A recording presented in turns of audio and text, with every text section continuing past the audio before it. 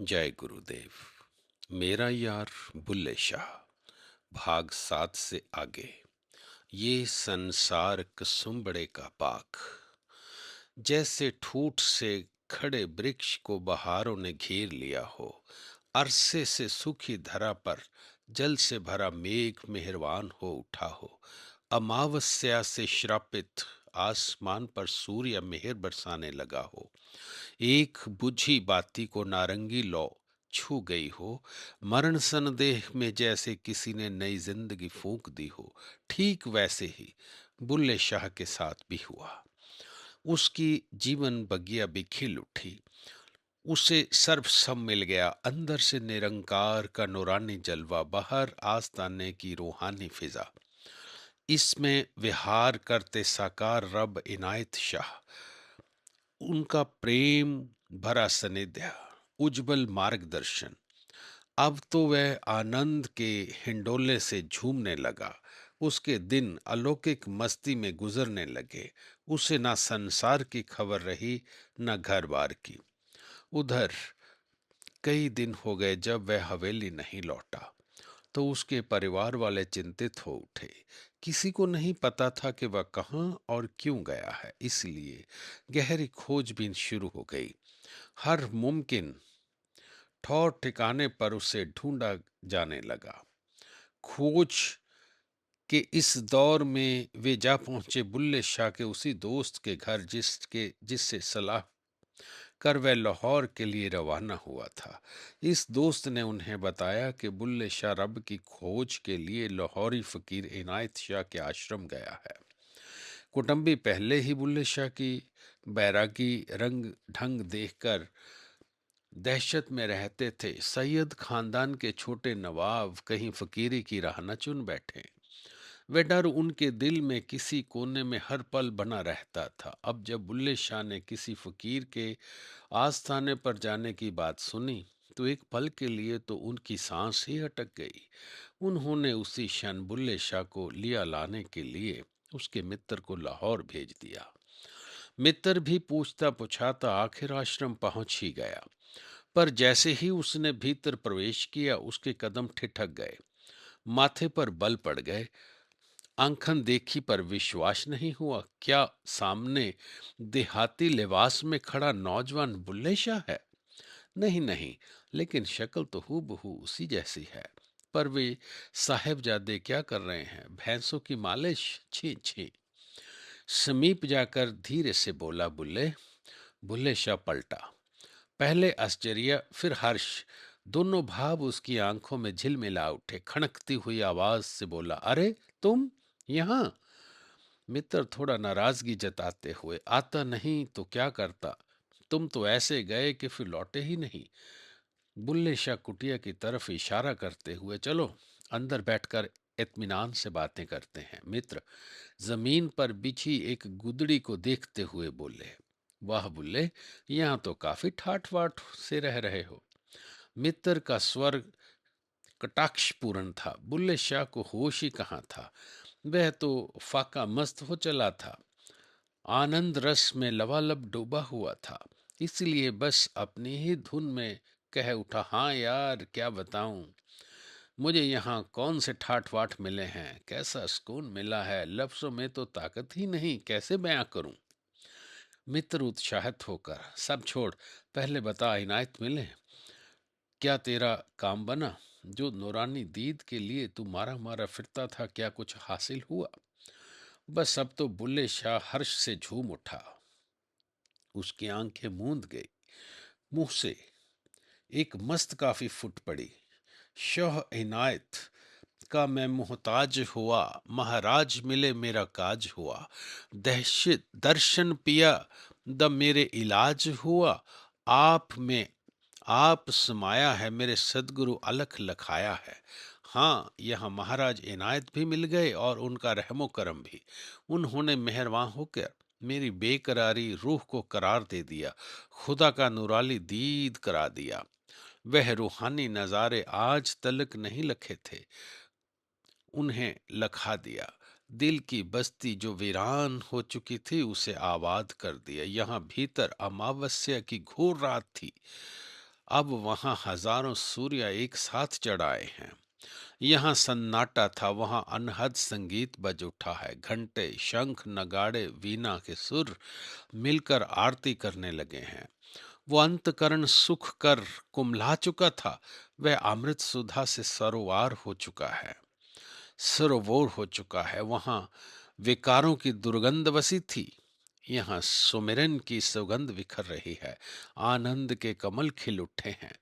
अब तो हर और आनंद ही आनंद है, रूहानी सुरूर है। मित्र बुल्ले शाह के कंधे पे हाथ रखते हुए, बस बुल्ले बस, सच में आज बरसों बाद मैंने तुम्हें यूं खुश दिल देखा है। तेरी आंखों में चमक और चेहरे पर ऐसी रौनक देखी है। खुदा करे तेरी जिंदगी में ये रूहानियत यूं ही छाई रहे। पर चल, अब हवेली चलते हैं। तू यहाँ क्यों रुका है? पता है हवेली में तेरे वालिद, अम्मी, भाई, यह सब कितने परेशान है। उन्होंने ही मुझे तुम्हें लौटा लाने के लिए यहाँ भेजा है। बुल्ले शाह दृढ़ स्वर में, लौटूंगा तो मैं हरगिज नहीं। और लौटूं भी क्यों? उस कुसुम्बड़े के बाग में। मित्राचार्य से कुसुम्बड़े का बाग क्या मतलब? बुल्ले शाह उसी अबिचल रॉ में।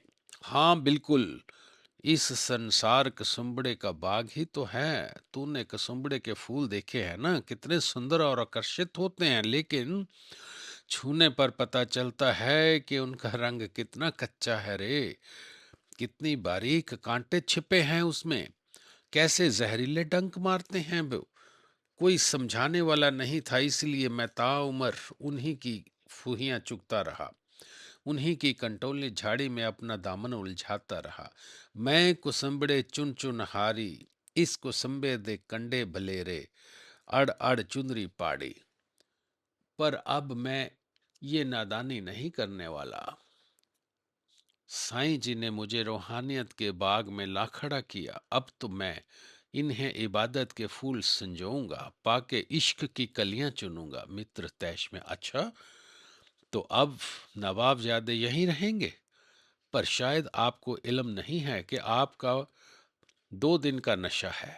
जब गर्मियों में इस छप्पर के छनकर अंगारे गिरेंगे और जाड़े में कहर बरसेगा, तब पता चलेगा। सारी खुमारी चुटकियों में उतर जाएगी। जब रोज रोज रूखी सूखी खाने को मिलेगी ना, तो इनायत की शक्ल में खुदा नहीं, गरीबी के दर्शन होंगे। सख्त जमीन पर सोकर जब शरीर अकड़ेगा, तो उनके कदमों में जन्नत नहीं, धूली कंकड़ बिखरे दिखेंगे। प्यारे दोस्तों, सभी ऐसे ही सलाह देंगे, तुम्हें भी देते होंगे और देंगे। और संसार तो ऐसे ही पकड़ के रखना चाहता है, वो खुद नहीं जानता और आपको जानने भी ना देगा। बुल्ले शाह मुस्कुराते हुए, नहीं यार, ये कोई चंद रोजा नशा नहीं है। मेरे मुर्शिद इनायत तो अब मेरे दिलो दिमाग पर छा चुके हैं, मेरे रोम रोम में के सरताज बन गए हैं। मेरी रूह पर अब उन्हीं की मलकियत है, समा गए हैं मेरे जिस्म में। वे यां की तरह हैं, जज्ब मेरी रूह में नदी खुदा की तरह, नबी खुदा की तरह। और यहाँ तक शाही ऐशो आराम की बात है, तो ना तो मैं उनका गुलाम हूँ और ना ही उनकी ख्वाहिश रखता हूँ। ख्वाहिश है कर तो सिर्फ इनायत की और उनकी नजर इनायत की। उनकी रहमतों के साए में जिंदगी गुजर जाए, मुझे जिंदगी से और क्या चाहिए। उनके कदमों में आए गर मौत भी आए, ये एक एहसान बस मौत का भी चाहिए। बुल्ले शाह की आंखों में अलत गहराई, भावों में अनुपम रसाई और बालों में बेअंत सच्चाई और बातों में बेअंत सच्चाई थी। मित्र बेअक्ल नहीं था, ये सब देख और समझ रहा था, लेकिन ढेरों बुनियादी कायदे, नियम, लोकलाज, मर्यादाएं, मित्र को खोने का डर वगैरह उसकी इस समझ पर हावी हो रहे थे। इसलिए वह आज पहली बार बुल्ले शाह का समर्थन नहीं कर सका, उसे उसके रूहानी सफर के लिए अपनी रजामंदी नहीं दे पाया। आखिर में गहरी श्वास भरते हुए उसने बस यही कहा, ठीक है बुल्ले, अगर तूने इस डगर पर चलने की ठान ही ली है, तो मेरे कुछ कहने से अब क्या फ़ायदा? तुझे तेरी रूहानियत का बाग मुबारक हो। मैं तो चला अपने उसी कुसुम्बड़े के बाग की फूहियाँ चुनने। खुदा हाफ़िज़। मित्र के यहाँ से सीधा बुल्ले शाह की हवेली का रास्ता लिया। वहां परिवार वाले बड़ी बेसब्री से उसकी बाट जो रहे थे, इसलिए जैसे ही उसने आंगन में कदम रखा, पूरे का पूरा सैयद खानदान वहीं उमड़ आया। अम्मी, अब्बू, भाई, भाभियां, बहनें, सभी की नजरें दोस्त के अगल बगल अपने बुल्ले को ढूंढने लगी, पर जब वे निराश हुई तो सवालिया अंदाज में उसी पर जा टिकी। मगर उसके चेहरे पर तो गम की और एक घोर बदली छाई थी। कंधे लटके हुए थे, बस यूं कहिए कि लूटा पिटा सा आलम था। उसने अपना सारा साहस बटोर कर दबी सी आवाज में कहा, जी वो बुल्ले शाह नहीं आया। वह उस आराई फकीर का शागिर्द हो गया है। गला खंघारते हुए उसने उन्हीं के आस्थाने पर जिंदगी गुजारने का फैसला किया है, इसलिए अब वापस नहीं लौटेगा। वापस नहीं लौटेगा, ताउम्र फकीरी करेगा, वो भी किसी आराई जात वाले की शागिर्दी में। ये तीनों सूचनाएं सैयद खानदान पर बिजली की तरह गिरी।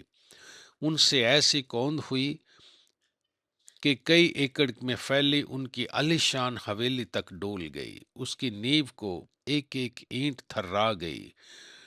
उसके आंगन में भावनाओं का अधेड़ तूफान, अंधड़ तूफान उठ खड़ा हुआ। भाइयों की तो त्योरियां तन गई, नथुने फड़कने लगे, मुट्ठियां भींच के गुर्राकर बोले, उसकी ये हिम्मत, देखते हैं कैसे नहीं लौटेगा। पहले तो रब का भूत सवार था, अब फकीरी का चढ़ा लिया। लगता है उसे ये भूत उतारने ही पड़ेंगे। लाड़ प्यार में बहुत बिगाड़ दिया गया है वो। वहीं बुल्ले शाह के पिता की आंखों में बदनामी का डर तैर गया। ऊंच नीच जाति भेद की सैकड़ों दलीलें उनके भीतर कोहराम मचाने लगी। उन्हें दलीलों का बुलंद करते हुए वे बोले, लाहौल वला कुब्बत, उसे कुल मर्यादा का कोई लिहाज है ही नहीं। एक आराई की झुग्गी में जाकर बैठ गया। समाज क्या कहेगा? किस किस को जवाब देते फिरेंगे? कहीं मुंह छिपाने लायक नहीं छोड़ा इस लड़के ने। इतने में माँ बहनों में का मातमी रुदन फूट पड़ा। आंखों में आंसुओं का सैलाब उमड़ आया। माँ छाती पीट कर बोली, कैसा पत्थर का जिगर है उसका। अपनी अम्मी का भी ख्याल नहीं आया। क्या यही दिन देखने के लिए उसे जाना था? 9 महीने अपने खून से सींचा था, दुलार के आंचल में झुलाया था। उससे कहो कि पहले ये कर्जा उतारे, नहीं तो मेरी लाश को लांद कर जाए। बुरके की आड़ में से भाभियां बोली, भाईजान की कुछ जिम्मेवारियां भी तो नहीं है ना। जरा सोचा होता, घर में जवान बहनें बैठी हैं, कल को इनका निकाह भी करना है। 36 बातें बनेंगी, किस किस का मुंह बंद करते फिरेंगे। देखते ही देखते बुल्ले शाह के खुदाए इश्क के उठे कदमों को संगीन जुर्म करार दे दिया गया। ऐसा ही होता है आज भी। ये तो इतने 100 साल पहले की बात है, लेकिन दोस्तों आज भी यही है। तुम परमात्मा की तरफ, खुदा की तरफ एक एक उठा के तो बताओ कि हम जाना चाहते हैं उस राह पे, तो देखना फिर कैसे सब खड़े हो जाएंगे रास्ते में। कल तक जो खानदान का जगमग चिराग था, आज अचानक कलंक बन गया। खिलाफी आवाजें ऊंची हो गई, दलीलें पे दलीलें दी गई। अधेड़ तूफान, अंधड़ तूफान और अंधड़ होता गया। नामाकूल बेगैरत, एक पैसे का लिहाज बाकी नहीं रहा उसमें। जो जी में आता है वो करता है, कमबख्त। अब उसे आराई के छप्पर में खाने में जाकर बैठ गया। सच तो ये इंतहा हो गई, पानी सर से गुजर गया। अब तो हमें उसकी इस आवारागर्दी मन मर्जी पर कुंडी ठोकनी ही पड़ेगी। चलो चलते हैं लाहौर, देखते हैं कैसे साथ नहीं लौटेगा हमारे। उसके तो फरिश्ते भी लौटेंगे। हाँ हाँ चलो चलें। बुल्ले शाह के भाइयों का गुस्सा सातवें आसमान पर था। बौखलाहट सर पर चढ़कर बोल रही थी। इसी गर्मजोशी में उन्होंने इनायत शाह के आस्थाना जाने का फैसला कर लिया। वे रवाना होने के लिए ज्यों ही उठे, उनकी बीवियों ने टोका, अरे अरे अरे, आप सभी तो आपे से बाहर हो रहे हो। देखिए, हालात बहुत नाजुक हैं। बड़ी नज़ाकत से काम लेने की ज़रूरत है। इतने गर्म मिजाज से काम बनने की बजाय बिगड़ सकता है। फिर आप ये क्यों भूलाते हो कि छोटे नवाब शुरू से ही खुदा के दीवाने रहे हैं, और अब तो उनकी यह दीवानगी इस मुकाम पर पहुंच चुकी है कि डराने धमकाने या जोर जबरदस्ती करने से कुछ होने वाला नहीं है।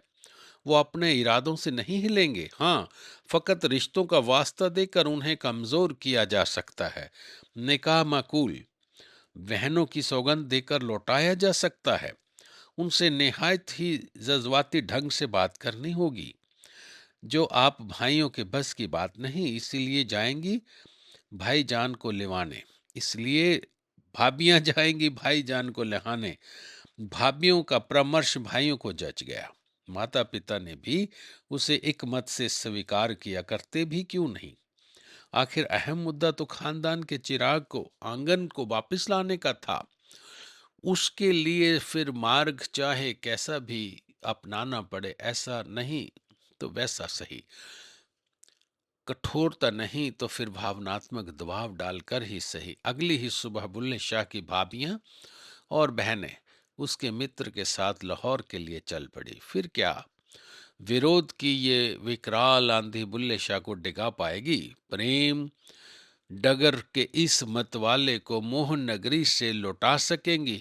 ये आंधियों, तुमने दरख्तों को गिराया होगा, क्या गुल से लिपटे एक भमरे को गिरा पाओगी? यही है मेरे दोस्तों, बस थोड़ा ध्यान रखना।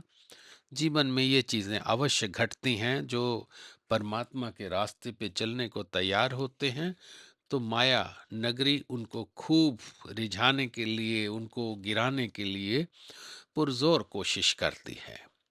चलिए, सभी का धन्यवाद। आज इतना ही। जय गुरुदेव।